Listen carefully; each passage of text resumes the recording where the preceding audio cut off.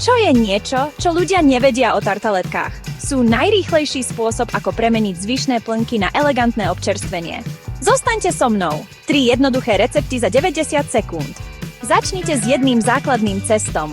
Rozvalkajte a vysteliemením formy na mofiny pre tartaletky. Pre košíčky. Polovicu cesta si odložte na menšie kolieska.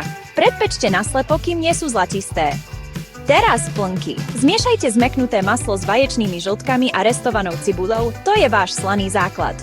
Do polovice tartaletiek navrstvite nahrubo nasekané reďkovky, polovice cherry paradajok, plátky olív. Do ďalšej várky navrstvite salámu, údené moravské mäso, asi 15 kg z každého. Zastrčte pod mäso, aby držalo. Na košíčky zmiešajte maslo, nasekanú cibuľu, drvený cesnak a sardinky v oleji, aby ste vytvorili hrubú nátierku. Naplňte štvrtinu košíčkov reďkovkou a paradajkou, štvrtinu čili alebo feferónkami pre pikantnosť, zvyšok paradajkovo-paprikovou zmesou. Posypte jarnou cibulkou a pažítkou.